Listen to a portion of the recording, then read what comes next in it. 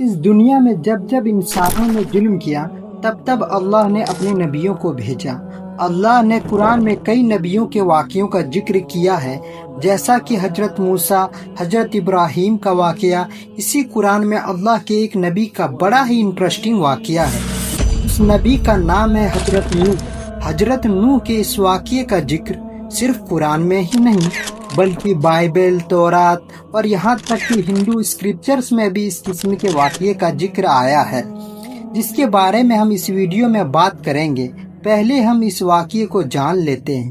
حضرت آدم کے اس دنیا سے گزر جانے کے کئی سال بعد اس دنیا میں ایک ایسا وقت آیا جب لوگ شرک میں مبتلا ہو گئے۔ شیطان نے لوگوں کو بہکا کر بتوں کی عبادت کرنے میں لگا دیا۔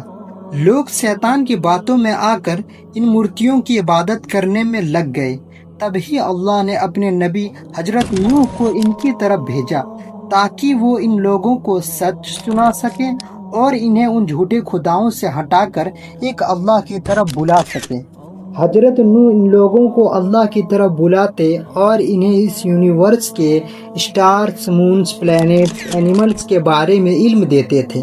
حضرت نوح لوگوں کو بتاتے تھے کہ اللہ ایک ہے، اسی نے اس دنیا کو بنایا ہے اور شیطان نے تمہیں بہکا کر بتوں کی پوجا کرنے میں لگا دیا ہے۔ لیکن وہ لوگ اتنے گمراہ ہو چکے تھے کہ حضرت نوح کی ان باتوں کا ان پر کچھ بھی اثر نہیں ہوتا تھا۔ الٹا وہ لوگ حضرت نوح کو کہتے تھے، تم تو ہمیں کہیں سے بھی نبی نہیں لگتے، تم تو ہماری ہی طرح کے ایک عام انسان ہو۔ تو حضرت نوح نے کہا کہ میں تو اپنے رب کی طرف سے تمہیں سچ سنانے آیا ہوں تاکہ تم سیدھے رستے پر آ جاؤ۔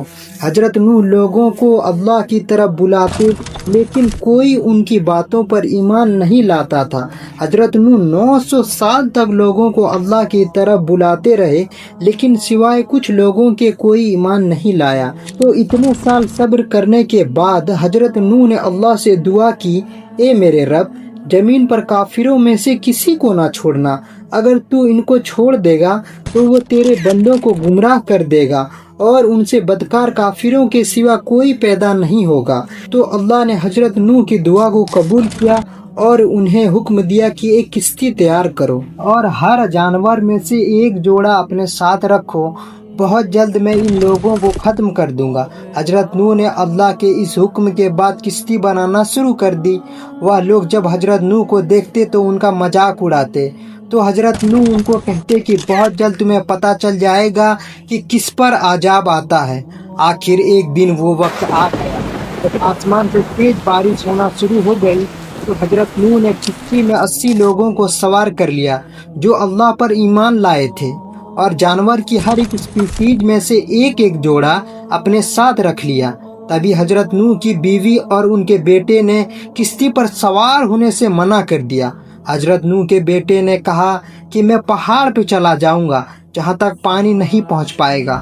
حضرت نوح نے کہا کہ آج اللہ کے عذاب سے کوئی نہیں بچ سکتا سوائے اس کے جسے اللہ بچانا چاہے۔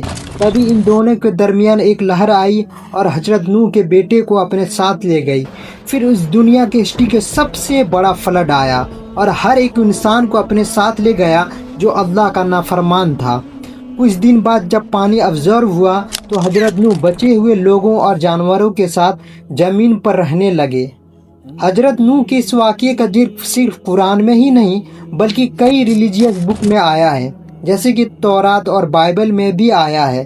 The old testament book of Genesis میں اس واقعے کا ذکر ملتا ہے۔ اسی طرح تورات میں بھی حضرت نوح کے اس واقعے کا ذکر ہے۔ تورات اور بائبل میں اس واقعے کا ذکر ہونا خاص بات نہیں ہے کیونکہ یہ دونوں کتابیں بھی آسمانی اور اللہ کی کتاب ہیں، بعد میں اسے تبدیلی کر دی گئی۔ لیکن حضرت نوح کے اس واقعے کا ذکر ہندو اسکرپچرز میں ہو تو آپ نے بالکل صحیح سنا۔ متسیہ پران میں ایک انسیڈنٹ کو لکھا گیا ہے جس میں ایک انسان جس کا نام منو ہوتا ہے، وہ ایک کشتی تیار کرتا ہے اور اس میں وہ سارے جانوروں کو بٹھا کر ساتھ لے جاتا ہے کیونکہ زمین پر بہت بڑا فلڈ آتا ہے۔ اس انسیڈنٹ میں اس انسان کا نام منو ہوتا ہے جسے ہندو اسکرپچرز میں مہانوبو کے نام سے بھی جانا جاتا ہے۔ اگر آپ اس نام پر غور کریں تو یہ نام حضرت نوح کے نام سے کافی سملر ہے۔ जैसा कि यह नाम महानूबू 2 वर्ड से मिलकर बना है। महा और नूबू, महा का मतलब होता है ग्रेट और नूबू ये वर्ड जो है हजरत नूह के नाम से काफ़ी सिमिलर है।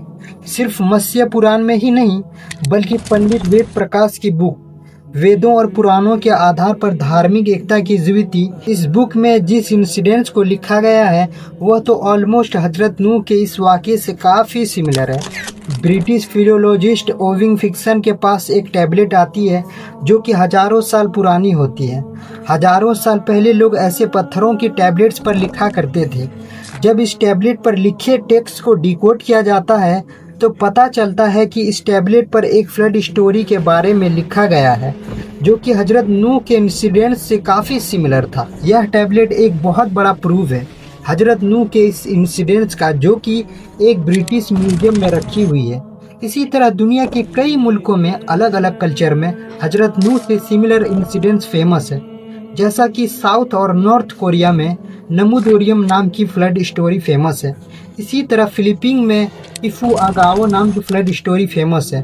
चाइना में भी ऑलमोस्ट इसी तरह की फ्लड स्टोरी फेमस है। इसके अलावा भी एपिक ऑफ गिलगेमिस, जो कि कई स्कॉलर्स का मानना है कि आज से करीब 3 या 4 हजार साल पहले लिखी गई थी।